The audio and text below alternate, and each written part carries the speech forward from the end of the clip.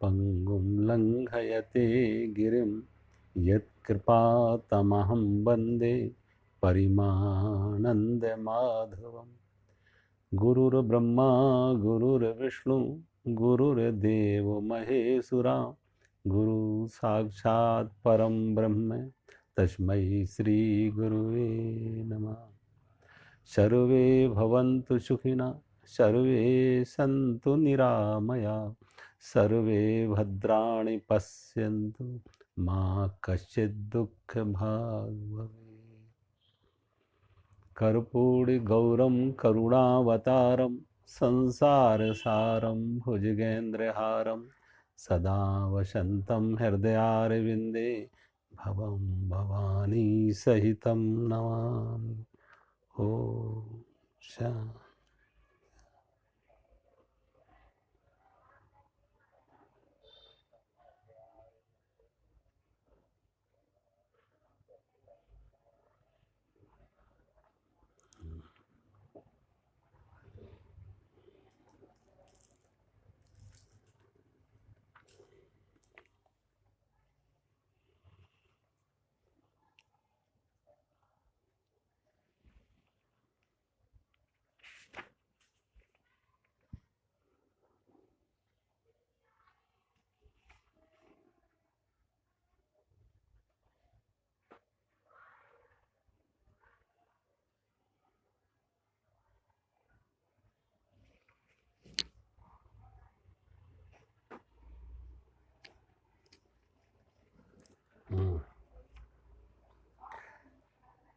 श्लोक नंबर 17, 18, 19।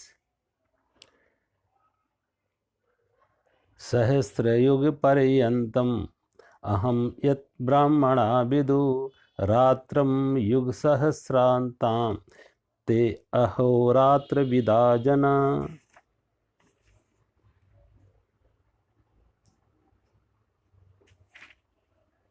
हे अर्जुन, ब्रह्मा का जो एक दिन उसको 1000 चतुर्युगी तक की अवधि वाला है, और रात्रि को भी 1000 चतुर्युगी की अवधि वाला।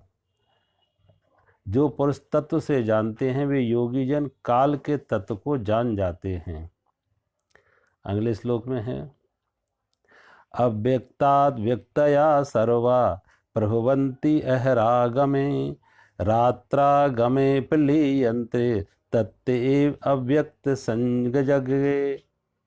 भगवान कहते हैं, इसलिए वे ये भी जानते हैं कि संपूर्ण चराचर भूतगण ब्रह्मा के दिन के प्रवेश काल में अव्यक्त से अर्थात ब्रह्मा के सूक्ष्म शरीर से उत्पन्न होते हैं, और ब्रह्मा की रात्रि में प्रवेश काल में उस अव्यक्त नाम ब्रह्मा के सूक्ष्म शरीर में ही लीन हो जाते हैं।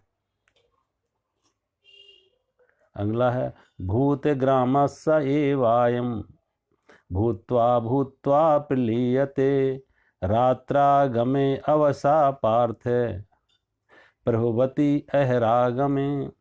और हे पार्थ, वही ये भूत समुदाय उत्पन्न होकर प्रकृति के बस में हुआ, रात्रि के प्रवेश काल में भी लीन होता है, और दिन के प्रवेश काल में भी उत्पन्न होता है।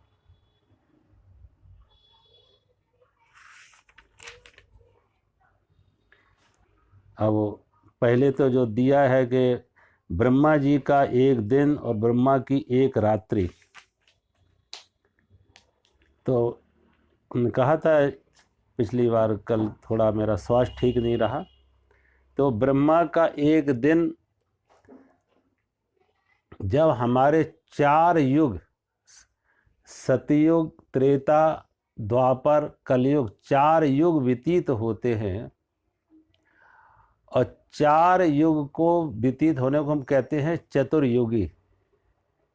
ऐसे 1000 चतुर्युगी, 1000 चतुर्युगी का ब्रह्मा का दिन होता, और 1000 चतुर्युगी की ब्रह्मा की रात होती। अब सोचो कितना बड़ा दिन रात होगा। और युग का प्रमाण दें कि युग कितना बड़ा होता। युग का प्रमाण है के सतयुग होता है 17,28,000 वर्ष का। 17,28,000 वर्ष का सतयुग। त्रेता है 12,96,000 वर्ष का। और द्वापर युग है 8,64,000 वर्ष। और कलयुग है 4,32,000 वर्ष। तो पूरा का पूरा चारों को जोड़ दो तो ये हुआ 43,20,000 वर्ग वर्ष। 43,20,000 वर्ष की एक चतुर्युगी। और मनुष्यों का एक दिन, अब ऐसे इसमें दिया कि ब्रह्मा के क्या है, 1,000 चतुर्युगी में ब्रह्मा की रात, 1,000 चतुर्युगी में ब्रह्मा की एक रात्रि। और इसी को कहा है महायुग, चतुर्युगी। और मनुष्यों का एक वर्ष, मनुष्यों का एक वर्ष और देवताओं का एक दिन। जब मनुष्यों का एक वर्ष पूरा होता है तो देवताओं का एक वर्ष पूरा हो जाता।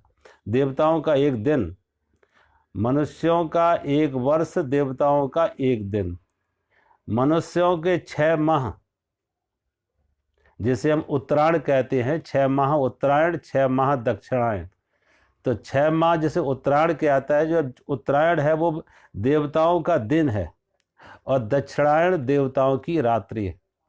इसलिए तो भीष्म पितामह 6 महीने प्रतीक्षा किए थे उत्तरायण की आने की, कि जब देवताओं का दिन हो तो उनकी मौत हो। तो मनुष्यों का 6 माह का उत्तरायण, देवताओं का दिन। मनुष्यों का 6 माह का दक्षिणायन, देवताओं की रात। और मनुष्यों के 30 वर्ष, देवताओं का एक दिव्य मास। मनुष्यों का 30 वर्ष बराबर होता है देवताओं का एक दिव्य मास, एक महीना। और मनुष्यों के 365 वर्ष, देवताओं का एक दिव्य वर्ष। देवताओं का एक साल कितना होता है, मनुष्यों के 365 वर्ष। और मनुष्यों का 4 युग का, देवताओं का एक दिव्य युग। देवताओं का एक दिव्य युग। और देवताओं के 1,000 दिव्य युगों का, देवताओं के जो 1,000 दिव्य युग हैं, मनुष्यों के 4,32,000, 4 अरब, मनुष्यों के 4 अरब 32 करोड़ वर्ष, ये ब्रह्मा का एक दिन है। तो ब्रह्मा का एक दिन बराबर कितने का है, 4 अरब 32 करोड़ वर्ष का दिन।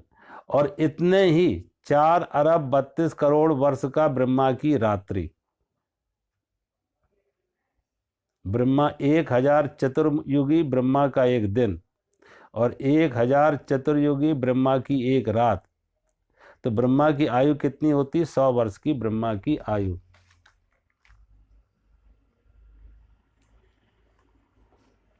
देखो ये सृष्टि का तो आदि अंत तो किसी का नहीं है। अब कब शुरू हुई कब खत्म होगी, पदार्थ का भी परमात्मा का भी। तो यहाँ पे बता रहे कि जो ब्रह्मा जी का इतना बड़ी उम्र है, ये उम्र बड़ी या छोटी क्या है, समय के, अब समय को कैसे नापा जाए। समय हर समय नापा जाता है हमारे मन से।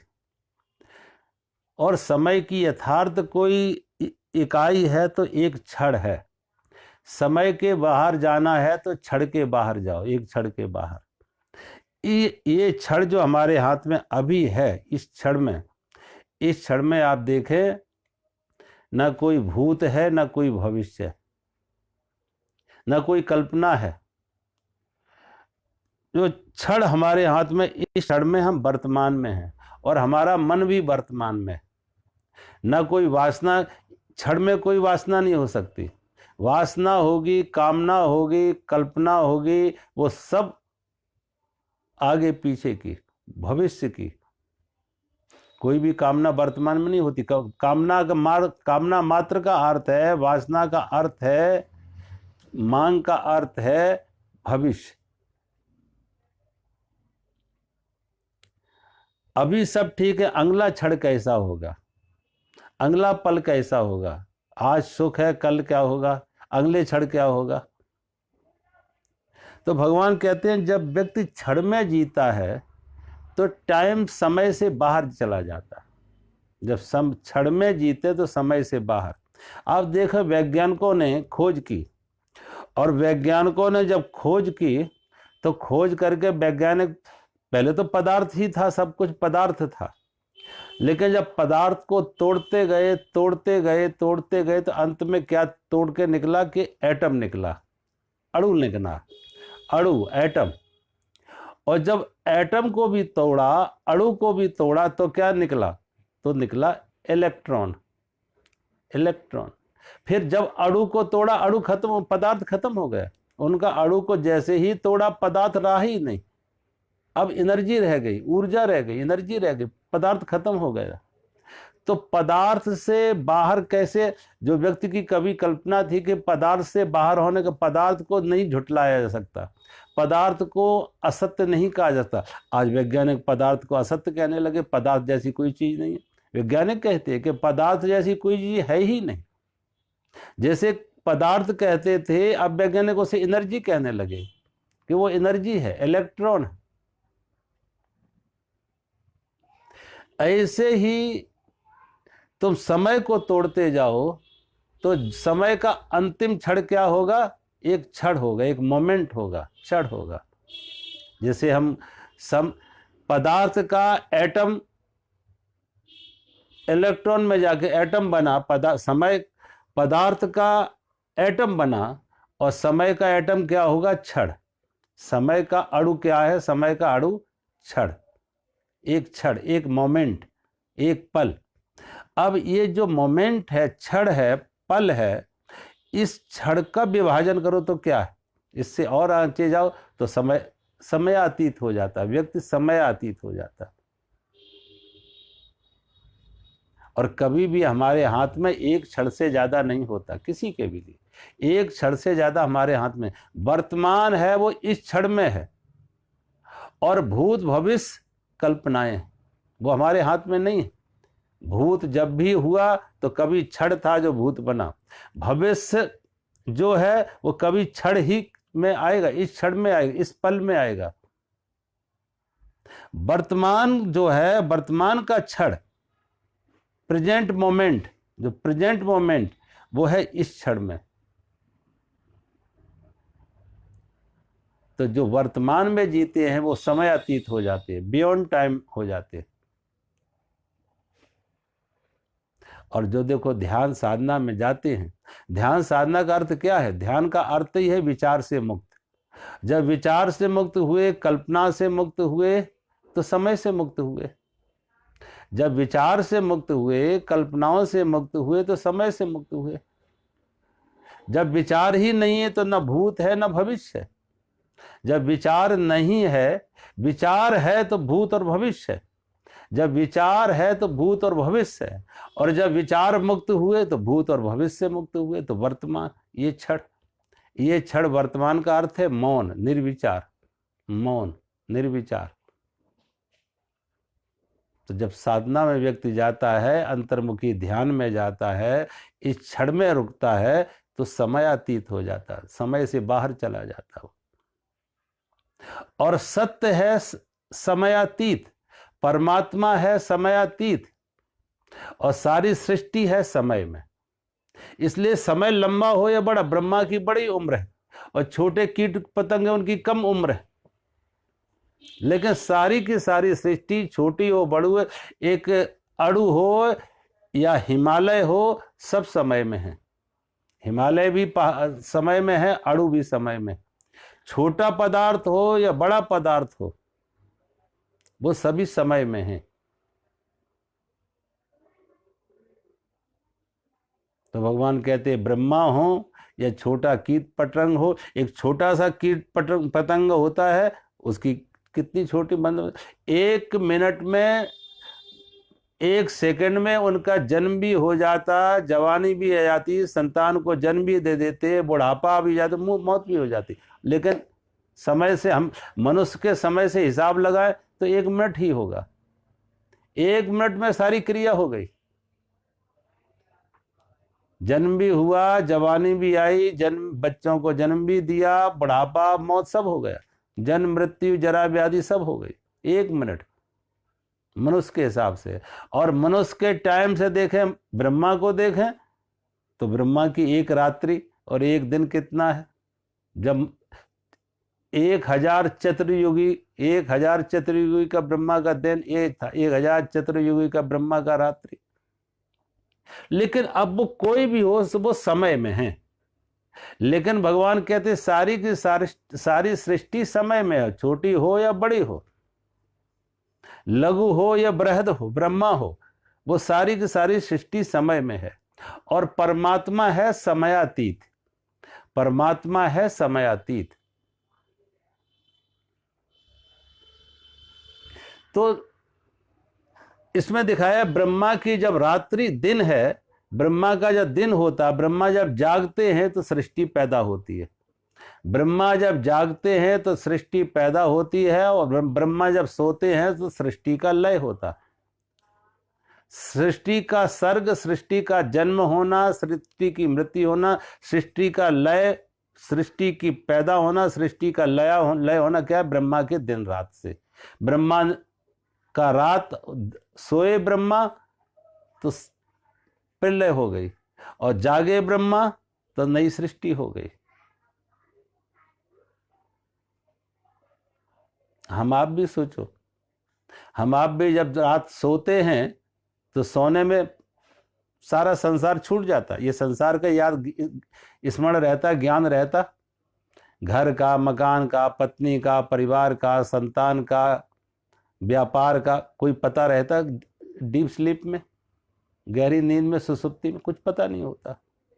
तो संसार का लय हो गया।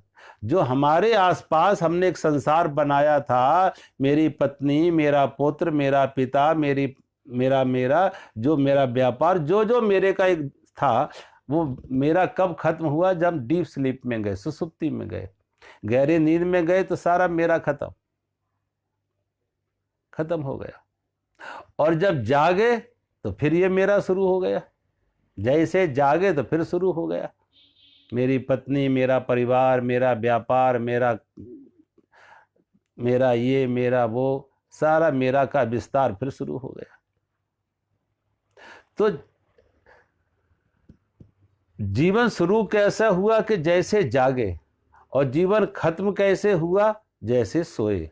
सोने में अब जो हमारा जागृत जगत था, जागृत संसार था हमारा, वो विलय, लय कहाँ हो गया? अव्यक्त में। अव्यक्त क्या है? नींद अव्यक्त। नींद अव्यक्त में विलय हो गया, नींद अव्यक्त में विलय हो गया, सारी के सारा हमारा संसार खत्म हो गया, प्रलय हो गई। और फिर वापस सृष्टि कैसे हुई? जैसे फिर हम जागे, अव्यक्त से फिर व्यक्त में आए, जैसे अव्यक्त से व्यक्त में आए तो फिर सारी सृष्टि, फिर मेरा तेरा शुरू हो गया। ऐसी अव्यक्त ब्रह्मा से सृष्टि आती है और अव्यक्त ब्रह्मा में सृष्टि चली जाती है। तो भगवान एक बात और यहां कह रहे हैं, भगवान कह रहे हैं व्यक्त है, अव्यक्त है, और एक परम अव्यक्त है। तीसरा एक शब्द और है, परम अव्यक्त। बीज है, वृक्ष है। अब बीज क्या है? बीज अव्यक्त है और वृक्ष व्यक्त है।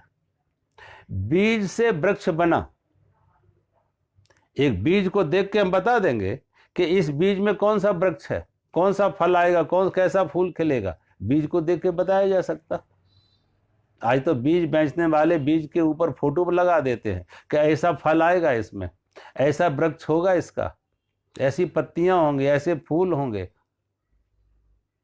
क्योंकि बीज भले व्यक्त है लेकिन वो बीज अव्यक्त है। अव्यक्त बीज में व्यक्त छिपा हुआ है, अव्यक्त बीज में व्यक्त बीज में अव्यक्त छिपा हुआ है, अव्यक्त छिपा हुआ है कि कैसा वृक्ष आएगा, कैसा फूल खिलेगा। अब वो बीज में कुछ दिख नहीं रहा, बीज को तुम तोड़ो तो कहीं फूल नहीं निकलेगा, कोई पत्तियां नहीं निकलेगी, कोई हरियाली नहीं निकलेगी, कोई फूल की सुगंधी नहीं निकलेगी उस बीज में, चाहे जितना तोड़ लो, तोड़ के एनालाइज करो, कहीं कोई फूल नहीं, कोई पत्ती नहीं, कोई सुगंधी नहीं, कोई फल नहीं। लेकिन उसी बीज को जब जमीन में दबाते हैं, बोते हैं, तो उस बीज से एक अंकुर पैदा होता है, वो अंकुर बड़ा होता, वृक्ष का रूप लेता, और वृक्ष फिर वो फूल खिलते हैं, फल आते हैं। तो यात्रा जमीन से नहीं हुई, यात्रा शुरू हुई उस बीज से, उस बीज से वृक्ष की यात्रा शुरू हुई। तो बीज में वृक्ष था, उस बीज में ही वृक्ष था, लेकिन वो वृक्ष जो है अव्यक्त था, बीज में अव्यक्त था, और अब व्यक्त हो गया, बीज के रूप, वृक्ष के रूप में प्रकट हो गया। और फिर इस वृक्ष से दोबारा फिर बीज बना, व्यक्त से फिर बीज बना, और उस बीज में फिर वृक्ष अव्यक्त हो गया। अब उस एक बीज में सारा का सारा वृक्ष अव्यक्त है, व्यक्त से अव्यक्त प्रकट हुआ, और व्यक्त से फिर अव्यक्त प्रकट हो गया। बीज से वृक्ष बना, वृक्ष से फिर बीज की यात्रा हो गई, और उस बीज से फिर व्यक्त बनेगा, फिर वृक्ष पैदा होगा।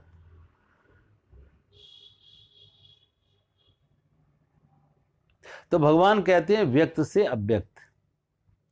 अब तीसरी बात भगवान कहते हैं एक परम अव्यक्त है। वो परम अव्यक्त क्या है? देखो, हमारा आपका शरीर हम देख रहे हैं, ये व्यक्त है। शरीर बाहर, शरीर की लंबाई, चौड़ाई, वजन सब सामने प्रकट है, दिख रहा है कि शरीर है, व्यक्त है। हमारा मन अव्यक्त है, मन हमारा अव्यक्त है। हमारे मन में क्या छिपा है आप नहीं जान पाएंगे।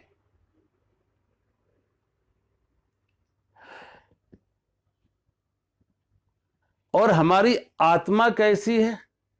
शरीर व्यक्त है, मन हमारा अव्यक्त है, और हमारी आत्मा है परम अव्यक्त। परम अव्यक्त मन तो प्रकट हो जाता, आज नहीं तो कल, जैसे शरीर को हमने देख लिया, जान लिया, मन को भी व्यक्त हो जाता।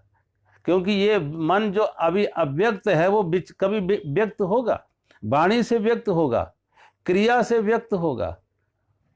अच्छे का मन है, अच्छे कर्म करता, बुरा मन है तो बुरा कर्म करता, प्रकट हो जाता। जो मन अव्यक्त है तो वो मन का किसी न किसी दिन प्रकट होता है व्यक्त के रूप में, कि अच्छा था, मन में अच्छा मन था तो अच्छे कर्म होने लगे, बुरा मन था तो बुरे कर्म होने लगे। तो वो कर्म बाहर से नहीं आ रहे, वो कहां से? वो बीज तो था, अव्यक्त मन था, उस अव्यक्त मन से, उस बीज से वृक्ष बना। जो क्रिया हुई, व्यवहार हुई, वाणी से, शरीर से, इंद्रियों से जो क्रिया हुई, वो कहां से संबंध जुड़ा था? बीज कहां था? हमारे अंदर, मन के में। इसलिए तो अगला जन्म हमारा कैसा होगा, अगला जन्म हमारा कैसा होगा, ये निर्धारण हो जाता। कभी कभी लोग देख के बता देते कि अगले जन्म में ये क्या बनेगा। कैसे? उसके व्यवहार से। कोई बहुत कृपण है, बहुत कंजूस है, लालची है, लोभी है, तो लोग क्या कहते हैं? ये अगले जन्म में भी जाके सांप बनेगा। क्यों सांप बनेगा? धन में इसका आकर्षण है, तो धन नहीं छूटेगा, ले धन के ऊपर, धन की रक्षा के लिए आज भी धन की रखवाली कर रहा, आज भी धन का भोग नहीं कर रहा, धन की रखवाली कर रहा।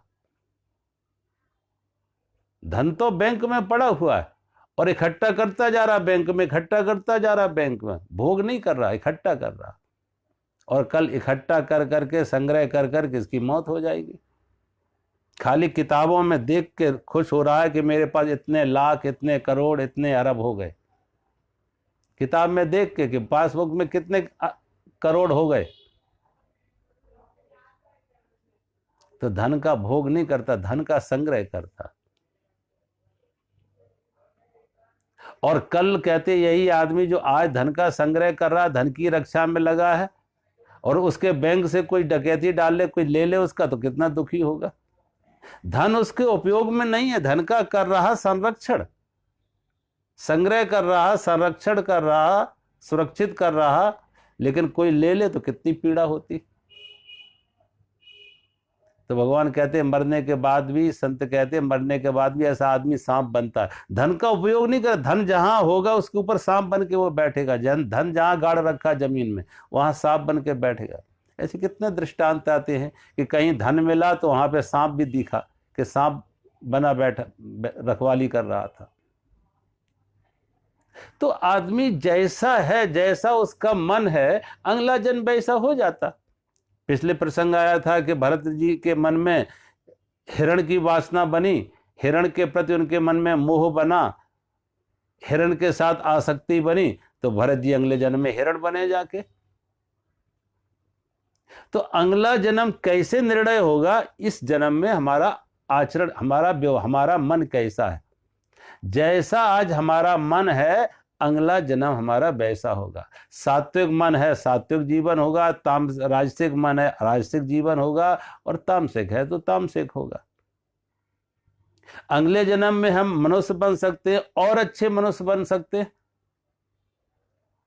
जैसे संत कहते हैं कि भाई वो क्या है कि वो योग भ्रष्ट है, ये योगी था लेकिन योग साधना उसकी सफल नहीं हुई, अपने मंजिल तक नहीं पहुंचा, आत्म साक्षात्कार नहीं कर पाया, आत्मज्ञान को उपलब्धि नहीं हुई, लेकिन फिर भी था तो योगी और उस रास्ते पर चला। तो अगले जन्म भगवान कहते हैं, आश्वासन देते गीता में कि अगले जन्म वो योग भ्रष्ट होगा। योग भ्रष्ट का अर्थ है कि उसकी यात्रा आगे भी योगी बनेगा, यात्रा कम हो गई अब उसकी। अब उसने अगर 1000 किलोमीटर चलना था और 5 से इस जीवन में चल लिया तो आगे की यात्रा सिर्फ 500 किलोमीटर में उसे पूरी हो जाएगी। तो योगी भी अगले जन्म में फिर वो योगी बनेगा जो उसकी आगे की यात्रा पूरी हो। और कुछ ऐसे भी हैं जो मनुष्य रूप में भी मनुष्य की तरह नहीं, पशुओं की तरह उनका व्यवहार, उनके अंदर हिंसा है, वैर है, क्रूरता है। ऐसे लोग फिर हिंसक पशु बनेंगे जाके, क्रूर प्राणी बनेंगे जाके। तो अब 84 लाख योनियों में जैसा आज हमारा वर्तमान में, आज जैसा मेरा मन है, हमारा है, वो मन है बीज रूप में। जैसा मन हमारा आज बीज रूप में, कल वैसा वृक्ष बनेगा। तो बीज रूप में हमारा जो मन है वो अव्यक्त है, और कल जब अगले जन्म में वो बनेगा तो प्रकट होगा, व्यक्त होगा। जैसा मन था वैसा जीवन बन गया, जैसा बीज था वैसा भी वृक्ष बन गया। अब भगवान कहते हैं लेकिन तीसरा जो है अव्यक्त, वो हमारी आत्मा है। वो हमारी आत्मा सदा अव्यक्त है, वो कभी प्रकट नहीं होती है। लेकिन ये व्यक्त अव्यक्त की सारी जो क्रिया हो रही है, इसके पीछे ये सारी जड़ में जो क्रिया, ये सारा जड़ है, सारा जगत जड़ है, लेकिन जड़ में भी क्रिया करने की जो शक्ति आ रही है वो आती है चेतना से, आत्मा से। जड़ में जो क्रिया करने की शक्ति आई है वो आत्मा से। हमारे स्थूल शरीर से सूक्ष्म शरीर निकल के जाएगा। हमारे जब मौत होती है व्यक्ति की, तो मौत में क्या होता है, ये बाहर का स्थूल शरीर है जो दिख रहा है, और इसी स्थूल शरीर के अंदर सूक्ष्म और कारण शरीर है। सूक्ष्म और कारण शरीर है जिसमें हमारे मन बुद्धि अहंकार, पंच ज्ञानेंद्रिय, पंच कर्मेंद्रिय, मन बुद्धि चित्त अहंकार, इनसे हमारा सूक्ष्म शरीर बना है।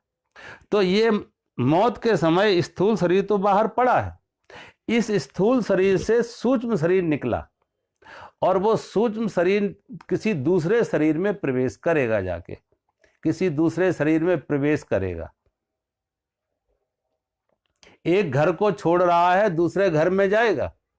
एक कप वस्त्र छोड़ रहा है, वासांस जीर्णान यथा व्याय, भगवान कहते ना, वासांस जीर्णान यथा विहाय नवान गिरनाति नरो पराणी यथा शरीरान विहाय जीर्णान अन्यान संयाति नवान देहि। भगवान गीता में क्या है, 2nd चैप्टर में, कि जैसे हम शरीर से वस्त्र बदलते हैं ऐसे ही जीवात्मा शरीर बदलती है।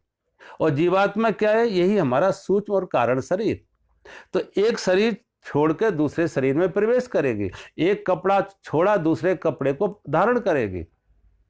लेकिन स्थूल शरीर, सूक्ष्म शरीर, कारण शरीर, तीनों जड़ है। अब ये जड़ को क्रिया करने की शक्ति कहां से आई? इनको क्रिया करने की शक्ति आई आत्मा से। इसलिए खाली जीव नहीं, जीव के साथ उसे हम कहते हैं जीवात्मा।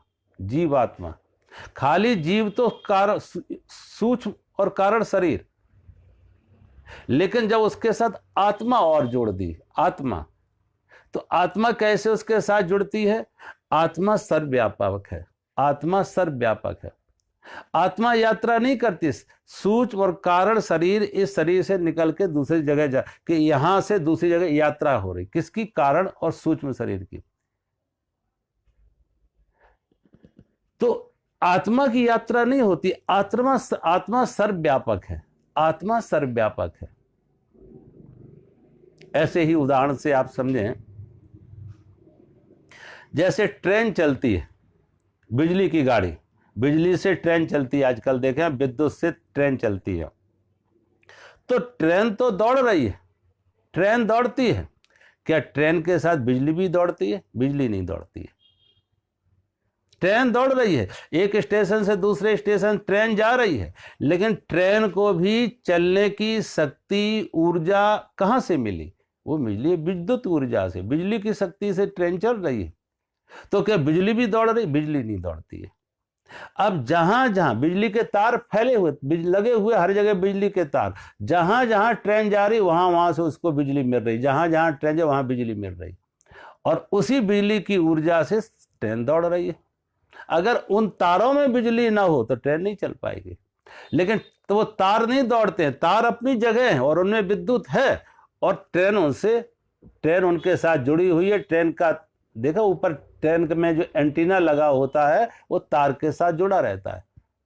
तो वो तार के साथ यात्रा कर, तार को छूता हुआ यात्रा करता, तार को छूता हुआ ट्रेन का एंटीना चलता है। तो बिजली हर जगह है, ट्रेन दौड़ती है, बिजली नहीं दौड़ती। ऐसे ही आत्मा सर्वव्यापक है। आत्मा सर्वव्यापक है, सब जगह है, सर्वत्र है। लेकिन इस कारण शरीर और सूक्ष्म शरीर एक स्थूल शरीर छोड़कर दूसरे स्थूल शरीर में प्रवेश करते हैं, जैसे फिर दूसरा जन्म हो गया, पुनर्जन्म। अब वो शरीर जैसा भी हो, मनुष्य का हो, पशु पक्षियों का हो, कोई भी हो, दूसरे शरीर में प्रवेश करता है। लेकिन शक्ति कहां से मिली? आत्मा से। तो जो आत्मा है वो सदा अव्यक्त है। स्थूल और कारण सूक्ष्म शरीर व्यक्त हो जाते हैं, लेकिन आत्मा सदा अव्यक्त है। इसलिए जो भगवान कहते हैं मैं सदा अव्यक्त हूं, भगवान कहते हैं मैं सदा अव्यक्त हूं।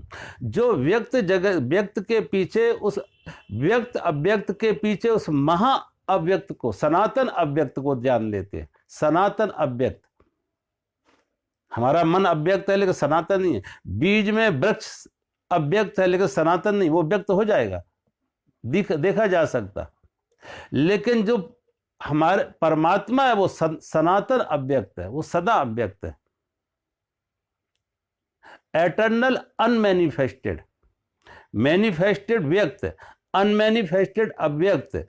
और परमात्मा कैसा है? Eternal unmanifested, eternal unmanifested. तो परमात्मा सदा सनातन अव्यक्त है, परमात्मा कभी व्यक्त नहीं है। तो भगवान कहते हैं जो व्यक्त को छोड़ के अव्यक्त का साथ लेते हैं। अब हमारे शरीर में बताया ना, हमारा शरीर व्यक्त है, मन हमारा अव्यक्त है, लेकिन हमारी आत्मा अव्यक्त, सदा सनातन अव्यक्त है। आत्मा हमारी है वो सनातन अव्यक्त। तो अब हम साधक को क्या चाहिए? भगवान का इशारा, अगर भगवान कह रहे हैं कि ये शरीर और मन से हटके आत्मा के साथ तादात्म्य बनाओ, शरीर और मन से हटके आत्मा के साथ तादात्म्य बनाओ। शरीर के साथ तादात्म्य बनाओगे तो शरीर का जन्म हुआ है, शरीर में शिशु अवस्था आई, किशोर अवस्था आई, जवानी आई, बुढ़ापा आया, मौत हुआ, तो दुखी हो गए। बीमारी आएगी, हम नहीं बीमारी को चाहते, बीमारी आएगी। हम नहीं चाहते बुढ़ापे को, बुढ़ापा भी आएगा। हम नहीं चाहते मौत, लेकिन मौत भी आएगी। तो शरीर के साथ अगर तादात्म्य बनाया तो दुख का कारण रहेगा, दुख रहेगा, दुख रहेगा। मन के साथ तादात्म्य बनाया तो मन का तो भी दुख होगा, मन के साथ, सूक्ष्म शरीर के साथ भी मन के साथ तादाद बनाए तो बहुत सी बातें मन के अनुकूल जब नहीं होती है तो दुख होता है। जब कोई बात मन के अनुकूल नहीं होती है, मन के प्रतिकूल होती है तो दुख होता है। किसी ने गाली दे दी, मन नहीं चाह रहा, मन चाह रहा था मेरी प्रशंसा की जाए, किसी ने गाली दी तो दुख हुआ। किसी नियर एंड डियर की नजदीकी व्यक्ति की मौत हुई तो दुख हुआ। किसी से बहुत प्रेम मिलता था, अब उसकी जगह प्रेम की जगह उससे घृणा मिलने लगी तो दुख होगा। तो शरीर, मन, इंद्रियों के साथ, इंद्रियों, आंख से आज दिख रहा है कल नहीं दिखेगा तो दुख होगा। कान से आज सुनाई दे रहा कल नहीं सुनाई देगा तो दुख होगा। वाणी से आज बोल रहे हैं कल नहीं बोल पाएंगे तो दुख होगा। तो भगवान कहते शरीर, मन, इंद्रियों के साथ अगर तादात्म्य बनाओगे तो दुख में सदा रहोगे। हमारी कोशिश तो ये होती है कि हम इनको अपने बस में करें, ये शरीर हमारे बस में हो, ये मन हमारे बस में हो, ये व्यक्ति, वस्तु, परिस्थिति मेरे बस में। हमारी कोशिश क्या होती है कि धन हमारे हाथ में हो, कुर्सी हमारे हाथ में हो, अधिकार हमारे हाथ में हो, परिवार हमारे अधिकार में हो, सब हमारे अधिकार में हो। लेकिन जहां जहां अपने अधिकार का आरोपण करते, उल्टा ये होता उनके स्वामी ना उनके गुलाम बन जाते। व्यक्ति धन का गुलाम बन जाता, व्यक्तियों की परिस्थितियों का गुलाम बन जाता, परवश हो जाता। धन के हम मालिक थे, जो धन के हम मालिक थे। सोचो अगर हम मालिक होते तो धन के मालिक होते तो धन के जाने से हम दुखी ना होते, लेकिन धन चला जाता दुखी हो जाते, क्योंकि हम धन के गुलाम थे। धन चला जाता हम दुखी हो जाते। शरीर के अगर हम मालिक थे तो शरीर पे बुढ़ापा आया हम दुखी ना हो, शरीर की मौत हो तो हम दुखी ना हो। लेकिन हम शरीर के मालिक हैं या शरीर के गुलाम हैं? सोचो, शरीर पर हमारा अधिकार है या शरीर का हम पर अधिकार है? हम परवश हैं या स्वबस है? सोचो, परवश है। इसलिए शरीर बूढ़ा होता तो हम दुखी होते, शरीर बीमार होता तो हम दुखी होते, शरीर की मौत होगी तो हम दुखी होंगे, हम परवश हो गए। संपत्ति मिली है, आज मिली है कल छूटेगी तो हम दुखी होंगे। जब हम कहते हैं ना ये जमीन मेरी है, कहते हैं जमीन मेरी है, तो कहते हैं जमीन भी हंसती है। जमीन भी हंसती है कि तुमसे पहले कितने मालिक थे, वो मालिक विदा हो गए, जमीन वहीं पड़ी है। जिन ने कहा ये जमीन मेरी, ये जमीन मेरी, जमीन हंसती है कि तुमसे पहले बहुत हो गए जिन्होंने मेरी कहा था, और वो मेरी कहने वाले मालिक विदा हो गए, जमीन अपनी जगह पड़ी। कोई जमीन का मालिक हुआ? सोचो, कोई साधु किसी राजा के पास आता और साधु ने उस राजा को कहा, क्या तुम मैं आपकी सराय में आज रात रुक सकते हैं? क्या आपकी सराय में मैं आज रात रुक सकते हैं? उस राजा ने कहा, हम रुकने की अनुमति तो आपको दे देंगे, लेकिन आप इसे मेरे महल को सराय क्यों कह रहे हैं? मेरे महल को सराय क्यों कह रहे हैं? ये तो मेरा महल है, ये तो मेरा महल है। साधु ने कहा, आज से लगभग 50 साल पहले मैं जब आया था पहली बार, तब एक व्यक्ति मुझे मिला था, उससे मैंने जब सराय कहा, ये सर, तो उसने भी हमको यही कहा कि आप मेरे महल को सराय क्यों कहती? तो मेरा महल है। मैंने मान लिया कि उसका महल है, कि उसका महल मैंने मान लिया।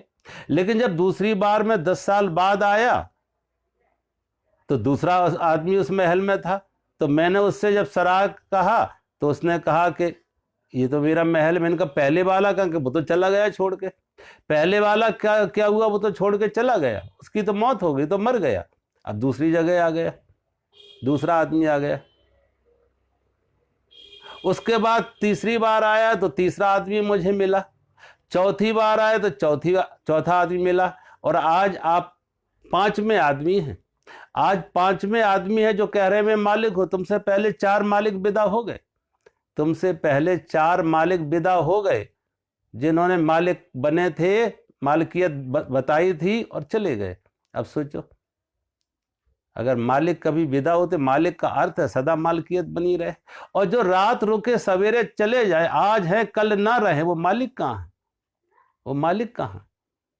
वो तो यात्री है, मात्र यात्री है कि रात रुके सवेरा छोड़ दिया, रात जहां निवास किया सवेरे छोड़ दिया। वो मालिक कहाँ हुए? अब सोचो तुम्हारी ये मालिकियत कितने दिन रहेगी? हम सब घुमा फिरा के जो मालिक बनते हैं, मालिक नहीं होते, हम खुद उन परिस्थितियों के गुलाम होते हैं। ये मालिक विदा हो जाते हैं, वो वस्तु, वो संपत्ति, वो साधन वहीं पड़े रहते हैं और मालिक विदा हो जाते हैं।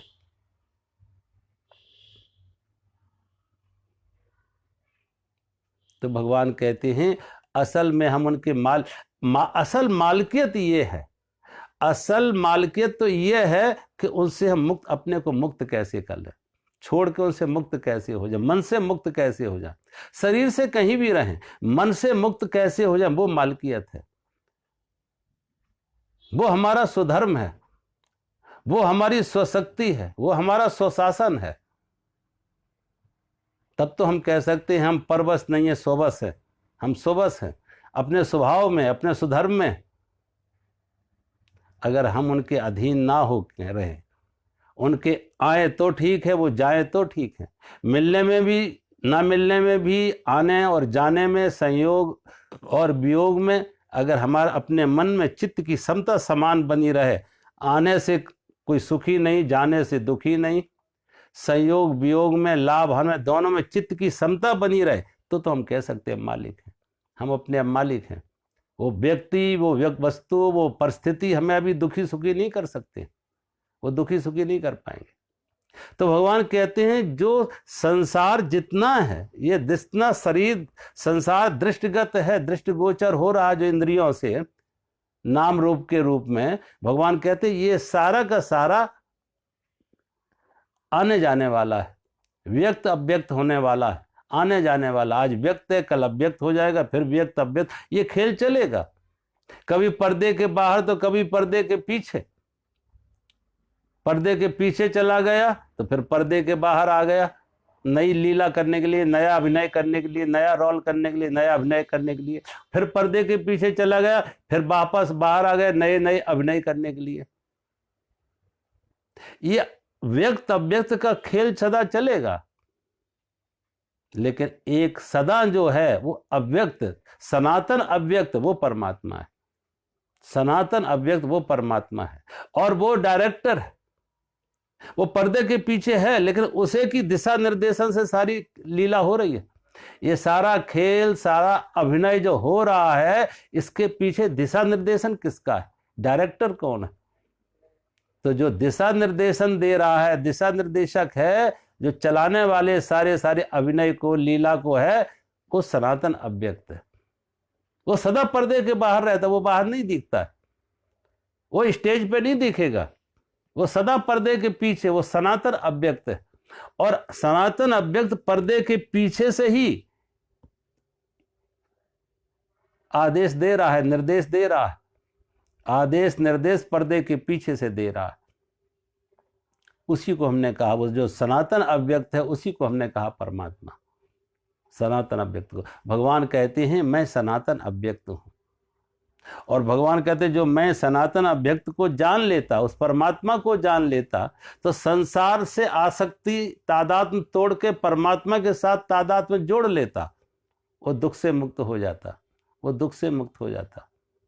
लहर के साथ तादात्म्य जोड़ोगे तो लहर बनेगी, बिगड़ेगी, और सागर के साथ तादात्म्य बनाया तो न बिगड़ना न बिगड़ना। शरीर सागर तो सदा सागर रहेगा, ये लहरें तो सागर के सतह पर खेल खेल रही हैं। ये लहरों की जो खेल हो रहा है, लीला हो रहा है सागर के सतह पर, लेकिन सागर पे कोई प्रभाव नहीं पड़ रहा। ना सागर कभी बन रहा, ना बिगड़ रहा, ना कम हो रहा, ना ज्यादा हो रहा। ऐसे ही जो सनातन अव्यक्त परमात्मा है, जो सनातन अव्यक्त परमात्मा है, उसके ऊपर ये सारा व्यक्त अव्यक्त की खेल हो रहा है, लीला हो रही है, ये अभिनय हो रहा है। ये तरह तरह की तरंगें, कभी पानी तरंगों के रूप में, कभी लहरों के रूप में, पानी के बुलबुलों के रूप में, ये तरह तरह की लीलाएं हो रही, व्यक्त और अव्यक्त की। लेकिन जो सनातन अव्यक्त है मूल में, उसे पहचान लो।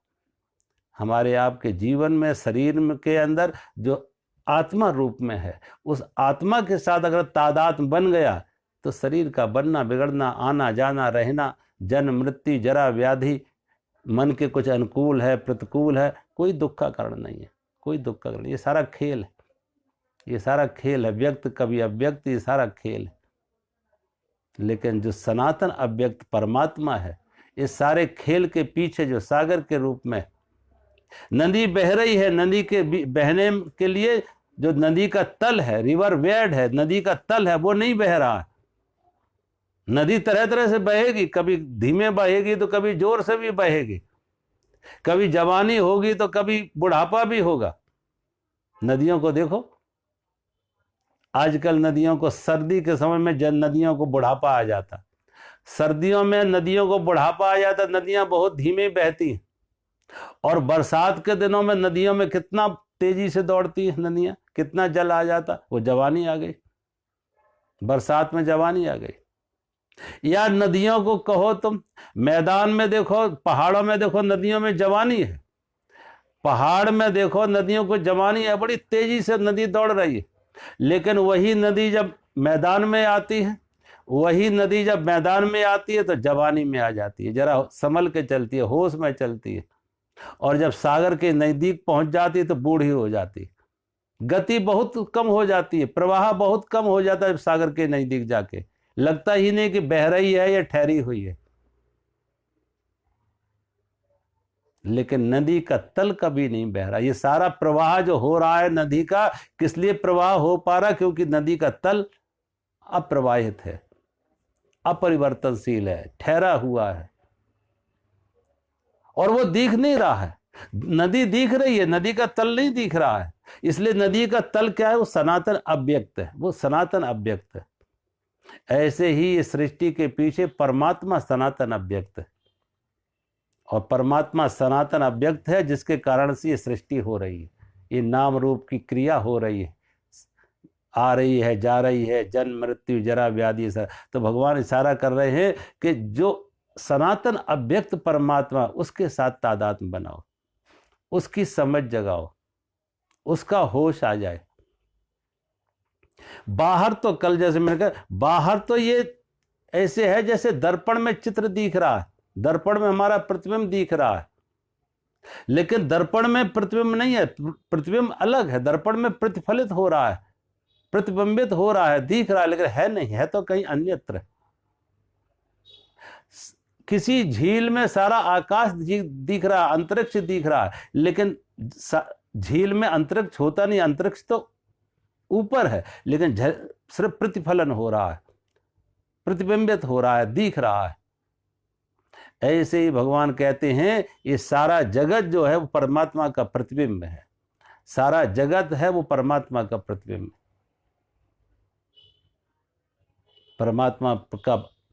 परमात्मा तमाम व्यक्त अव्यक्त रूप में, नाम रूप में, तरह तरह से परमात्मा प्रकट हो रहा है।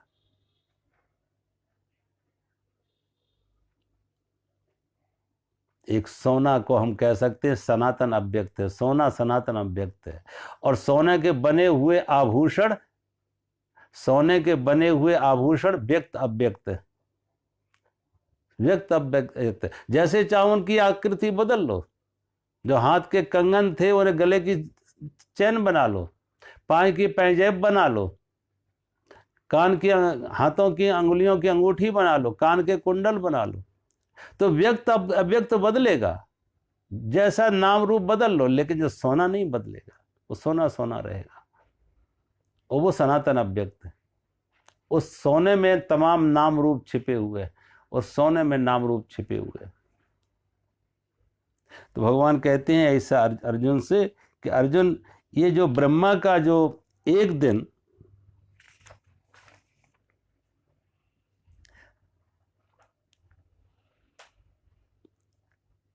1000 चतुर्युगी का, जो पुरुष तत्व से जानते हैं वे योगी जन काल के तत्व को जान, जो तत्व से इसे जानते हैं, परिवर्तनशील जगत को।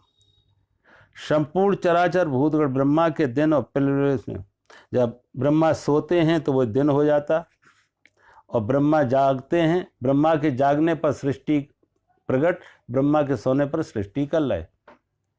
हे पार्थ, वही भूत समुदाय उत्पन्न होकर प्रकृति के बस में हुआ रात्रि के प्रवेश काल में लीन हो जाता। ब्रह्मा के रात्रि में सारी सृष्टि प्रकृति, सारी प्रकृति ब्रह्मा में लीन हो जाती, और दिन के समय, दिन के प्रवेश काल में फिर उत्पन्न हो जाती ब्रह्मा से। अव्यक्त से व्यक्त हो जाती, व्यक्त में, और व्यक्त फिर अव्यक्त में लय हो जाती। परंतु उस अव्यक्त से भी परे दूसरा अर्थात विलक्षण, भगवान दूसरी बात ये कह रहे मुख्य बात, उस अव्यक्त से भी अति परे दूसरा अर्थात विलक्षण जो है वो सनातन अव्यक्त, जिसे हम कह रहे हैं सनातन अव्यक्त भाव, सनातन अव्यक्त भाव परम दिव्य पुरुष सब भूतों के नष्ट होने पर भी नष्ट नहीं होता, सब भूतों के नष्ट होने पर भी नष्ट नहीं होता।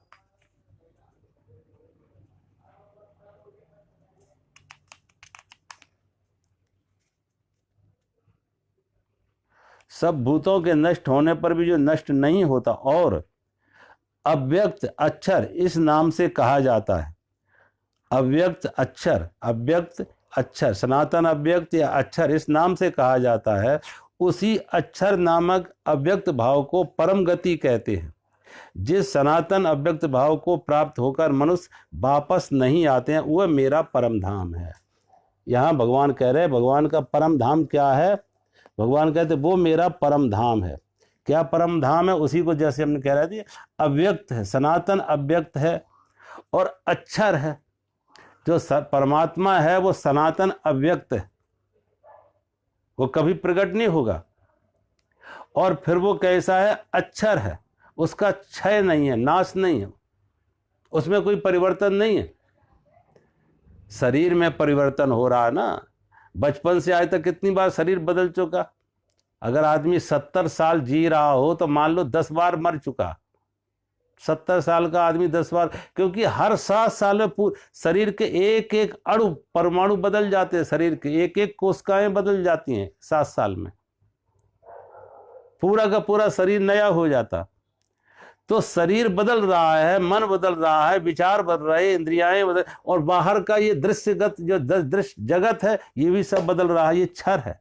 लेकिन इस सारे परिवर्तन के पीछे, इस सारे परिवर्तन के पीछे अपरिवर्तनशील तत्व क्या है? परमात्मा, अक्षर, वो अक्षर है। हमारा शरीर बदला, मन बदला, इंद्रियाएं बदली, विचार बदले, लेकिन हमारी चेतना नहीं बदली, हमारा आत्मा नहीं। इसलिए तो कहता पहले हमारे विचार ऐसे थे, अब मेरे विचार ये हैं।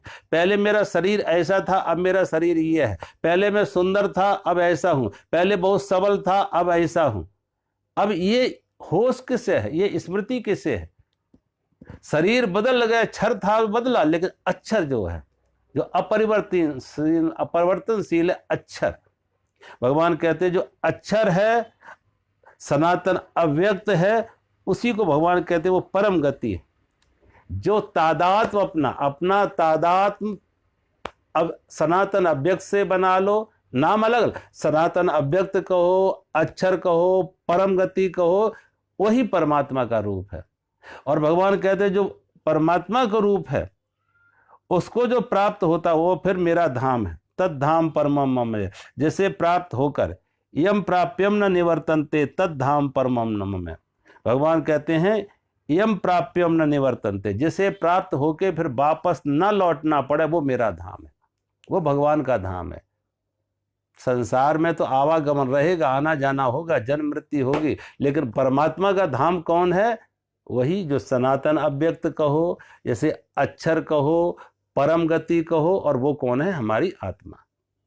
तो शरीर से शरीर, मन, बुद्धि, इंद्रियाएं और वाह जगत विषय, इनसे तादात्म्य तोड़ के आत्मा के साथ तादात्म्य हो। आत्मा का तादात्म्य परमात्मा का तादात्म्य है, और परमात्मा के साथ जब तादात्म्य होगा तो परमात्मा सनातन अव्यक्त है, अक्षर है, परम गति है, और वहां पहुंच के यद गत्वा न निवर्तन्ते, यम प्राप्यम न निवर्तन्ते, यम प्राप्यम न निवर्तन्ते तद धाम परमम होकर, जिसे प्राप्ति होकर फिर वापस नहीं लौटना, वहां पे परमानेंट रेजिडेंसी हो जाती, पीआर, फिर वापस नहीं लौटता, भगवान का धाम है।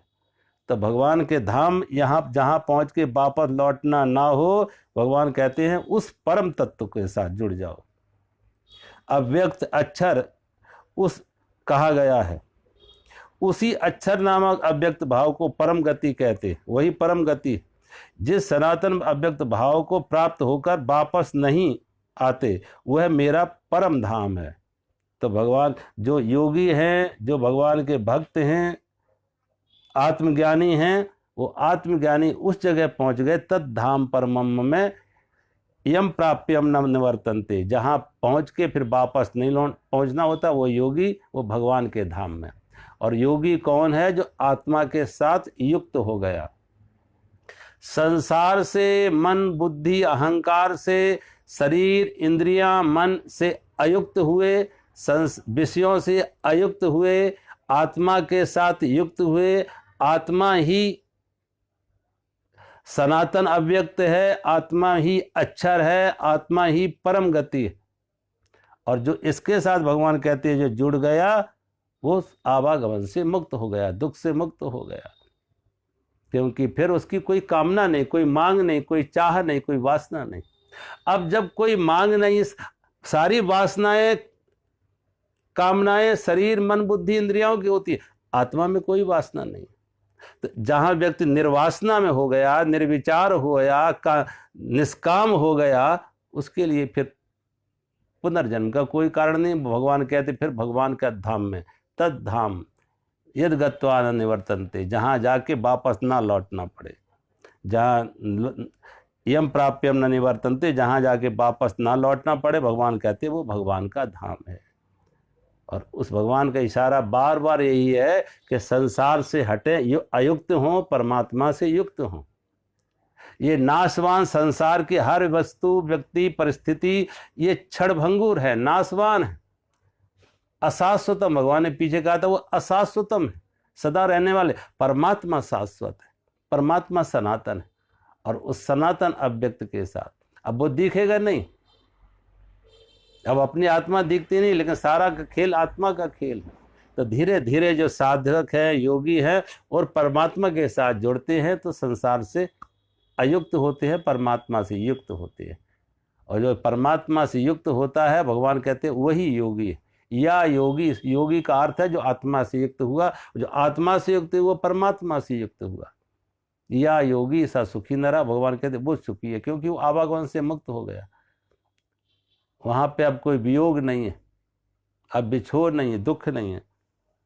आज हम यहीं विराम करते हैं। मेरा सभी को प्रणाम। हरि ओम।